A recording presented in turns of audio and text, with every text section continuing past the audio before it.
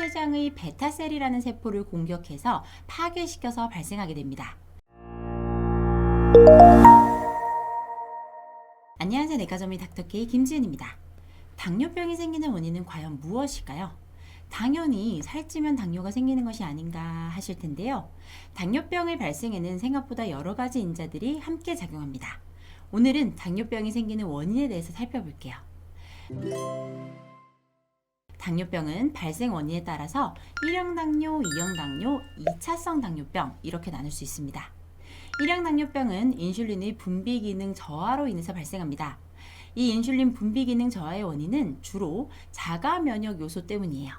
자가 면역이란 내 몸의 장기를 내 혈액 속 항체가 적으로 잘못 인식하고 공격하는 것인데, 당뇨병에서는 우리 혈액 속의 항체들이 췌장의 베타셀이라는 세포를 공격해서 파괴시켜서 발생하게 됩니다. 이 베타세포는 인슐린 분비를 조절하는 세포이고, 보통 베타세포의 80% 이상이 파괴된 후에 인슐린 분비 장애가 발생하기 시작해요. 그 외에도 엔테로바이러스, 루벨라, 콕사키 바이러스 같은 바이러스들이 직접 베타세포를 파괴해서 1형 당뇨가 생기게 하는 경우도 있어요. 2형 당뇨병은 인슐린 저항성에 따라오는 인슐린 분비 기능 저하가 발병 원인이에요. 인슐린 저항성이란 간단하게 우리 몸의 장기들이 인슐린의 명령을 잘 안 듣고 저항하는 상태라고 생각하면 됩니다. 본래 인슐린은 저장 호르몬으로서 우리가 섭취한 당을 간, 근육, 지방세포들에 나눠서 저장하도록 하는 역할을 해요. 또 간에 이미 저장되어 있는 당을 분해해서 내보내지 못하도록 하는 역할도 합니다. 그런데 몸속 장기들이 인슐린 말을 듣지 않으니까 섭취한 당을 저장하지도 못하게 하고, 또 이미 간에 저장되어 있던 당을 계속 혈액으로 분해해서 내보내게 되는 거예요. 결국 이러한 것들 때문에 고혈당 상태가 지속되다 보니까 당독성이라고 하죠. 이러한 당독성 상태가 췌장의 베타세포 기능에 장애를 일으키고 베타세포를 죽여요. 사멸까지도 하게 합니다. 그래서 결국 문제가 생긴 베타세포에서는 제대로 인슐린 분비가 안 되게 되겠죠. 당을 돈, 인슐린을 저축관리인 간, 근육, 지방 조직들을 저축은행 A, B, C 이렇게 나눠서 생각해 볼게요. 돈을 벌면 관리인이 나의 돈을 저축은행 ABC에다가 열심히 저축하고 있는 거예요. 또 저축은행이다 보니까 한 번 넣은 돈은 웬만해서는 다시 빼지 못하도록 관리인이 열심히 관리를 하고 있었던 거예요. 그런데 저축은행 ABC가 갑자기 어떤 이유로 문을 걸어 잠근 거예요. 더 이상 저축을 받지도 않고 지금까지 들어온 돈들도 시중에 다 풀어버리는 겁니다.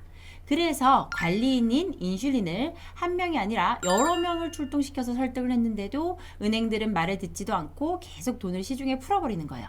이렇게 인플레이션이 발생하게 돼요. 그 인플레이션을 당독성이라고 하는 거죠. 인플레이션이 발생하면 결국 시중에 돈은 많고 돈 관리인들은 무용지물이 되고, 관리인인 인슐린을 파견시켰던 업체, 췌장이죠. 이 업체 또한 망하게 됩니다. 결국 이 모든 문제의 시작은 인슐린 저항성인데, 그럼 이 인슐린 저항성은 왜 생기는 것일까요? 인슐린 저항성의 원인은 바로 비만세포예요.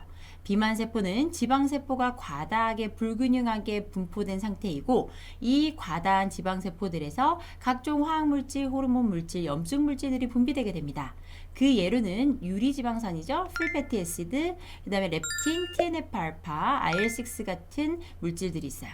이렇게 분비된 물질들은 전신으로 퍼져서 깡패처럼 지키고 있다가 인슐린이 분비돼서 세포 내로 들어와서 작용하기 시작할 때 들러붙어서 작용하지 못하도록 괴롭히게 됩니다.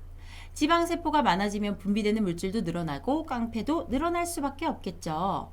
결국 2형 당뇨의 원인은 인슐린 저항성이고, 인슐린 저항성의 원인은 비만세포라고 결론 지을 수 있겠습니다.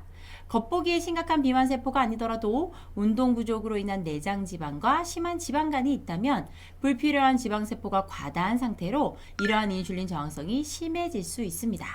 우리가 흔히 생각하는 마른 비만인 당뇨 환자분들이 이에 해당되겠죠.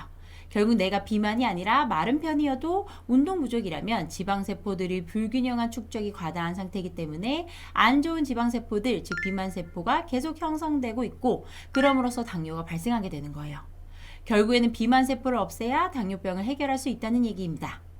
그리고 다시 당뇨병의 종류로 돌아오면 당뇨병의 원인에 따라서 2차성 당뇨병이라는 것이 있는데, 아마 2형 당뇨는 들어보셨어도 2차성 당뇨병은 생소하실 거예요. 2차성 당뇨란 여러 다른 질병이나 약물 감염 같은 1차성 요소로 인해서 2차적으로 당뇨병이 발생하는 것을 의미합니다.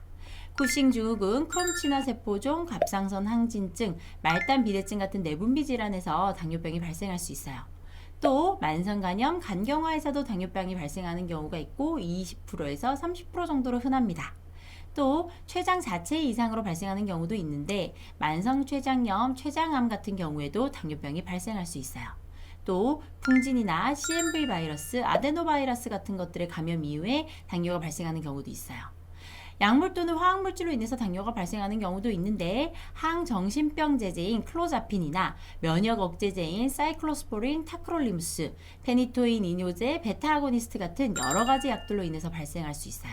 이 2차성 당뇨의 경우는 매번 당뇨가 동반되는 것이 아니라 사람에 따라 경우에 따라 발생하는 경우가 있다라는 의미이기 때문에 처음부터 너무 걱정하실 필요는 없습니다.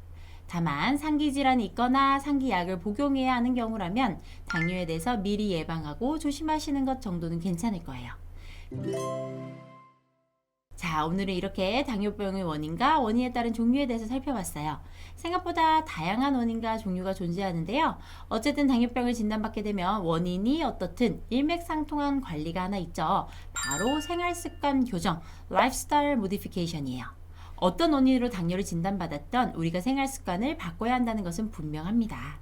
자, 여러분 오늘도 좋은 것을 조금만 먹고 열심히 운동하도록 합시다. 오늘 들으신 내용이 마음에 드시면 구독과 좋아요, 알림 설정 부탁드릴게요. 지금까지 내과 전문의 닥터케이 김지은이었습니다.